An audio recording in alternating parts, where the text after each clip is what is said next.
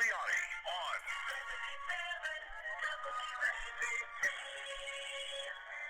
Welcome back to the show. This is Rudy Giuliani. Dr. Stephen Greer is standing by to talk to us in just a second, and then we'll get a chance to talk to you. And you call it 1-800-848-WABC. That's 1-800-848-9222. And if you haven't already done so, be sure to check out my podcast at rudyscommonsense.com, where live, meaning we put a new one on every Wednesday and Friday. And today will be a really interesting discussion with Mr. McCarthy, Andrew McCarthy, and it'll be mostly about the Flynn case. And I think you heard sort of an excerpt of it yesterday, 8 minutes. This is longer and in detail. If you really want to understand the case, you can't do any better than former Assistant United States Attorney Andrew McCarthy, author, great commentator, great lawyer. Now we have Stephen Greer on the phone. Doctor? Yes. Thank you for taking time out to join us on 77 WABC. We really appreciate it. Hey, my pleasure. The last time I met you was in 1999 at the St. Regis Hotel for a fundraiser, and President Trump and I were both on the the invite cards as vice chairman. That's when he was raising money for me. Yes. The way around. Well, Doctor, I've read a lot of what you've written, and so I want to ask you a few questions about both hydroxychloroquine and remdesivir, if I'm pronouncing that correctly. Sure. And tell me why this tremendous controversy over a medicine. I'm talking about hydroxy Sure. now, that, I don't know, 40, 50 years old. Yep. And most of the people that talk to me that don't seem to have a conflict of interest tell me that it certainly has utility and it helps, particularly in the early stages, and it should be used. Oh, it's clear cut. There's no doubt that it's a drug that should be used. Wow. And just yesterday, I think it was, I sent your producers this in the prestigious New England. Wait, no. Out in Arizona, the American College of Physicians and Surgeons sent a letter, and they did a meta-analysis, summarized all this. So there's numerous studies. It clearly works.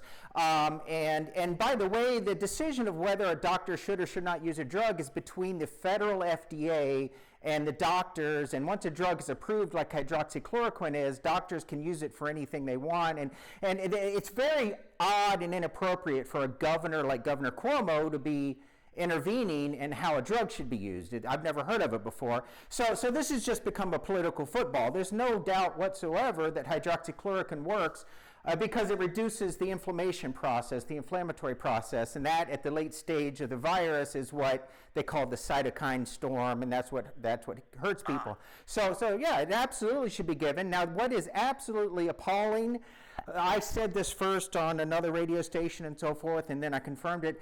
And now nurses who are insiders are coming out and posting things on YouTube and stuff, is they're not giving these drugs in the hospitals in Queens and Brooklyn where all the deaths are happening. And it's related to politics. These are the same hospitals that are directly controlled by Governor Cuomo. They're the public hospitals. And it's politics that's not giving them life-saving drugs. So they don't give them hydroxychloroquine in the Queens hospitals? Correct. And how about remdesivir? Oh, heck no. That was, even though it was possible, yeah, but it just recently got approved, so that means it was a little harder to get, but you could have gotten it. So no, they're not getting, what happens is these patients are coming in, they're going through the motions, and then when they get sick, they put them on a ventilator, but then they don't properly monitor the ventilator because they don't even enter the room because they're afraid of the virus, and then the ventilators are overinflating the lungs, damaging the lungs, and if someone has a code, they don't do CPR. So it's just atrocious care. And we're talking with Dr. Stephen Greer on 77 WABC. Doctor, how do you, this must add then to these atrocious numbers that we have. Yeah. I look at the numbers of deaths in New York, the number of deaths in nursing homes. Oh. It's ridiculous. We got 5,000 and Florida's got 300. Yeah. And, when I'm in Florida, it looks like a lot of old people in Florida. Yeah. Only 300 there, 5,000 here? What, Mr. We're at 25,000 deaths in New York? Yeah. I grant we're densely populated somewhere, but gosh almighty, are we doing something wrong in the treatment of our people? Yes, and I'm glad I'm speaking to you because your former job as a U.S. attorney, the current U.S. attorney is the only person, I think, with the ability to investigate this. This is beyond politics. This, in my opinion, is manslaughter. Okay. Which are we talking about? We The are prison part or no. the Well, that too, but more directly, black and white criminal is sending intentionally infected patients from the hospital to nursing homes and infecting other nursing homes. And right now, at least 25% of all of the New York deaths are coming from the nursing homes. It's probably 50, So they're killing people, and it's by a policy decision by Governor Cuomo's office. Some prosecutor needs to look into this. Well, that's a heck of a thing. I mean, there is a note from one of the nursing home people back to, I don't know if it's the governor's office or the mayor's office, but saying, how about using the ship and how about using the Javits Center? Yep. Seemed like a pretty darn sensible proposition to me. I mean, I came to see the ship when it came in, and I said, wow, 1,000 beds, you can sort of quarantine people here. It would have been a perfect place to put people. Yep. And then they had Javits Center, and almost never used. Yep. And now they want to blame it. They want to blame it on Trump. Yep. He did everything he wanted. He was like, "Get me this, get me that, get me this. You didn't get me enough of this. You didn't get me enough of that. I want more of this. I want more of that." They got everything they wanted. Yep. They could. They could. What kind of job they did with it? That is one thing they could have done, but even simpler is I think they could have chosen a few designated nursing homes like Goldwater or these big.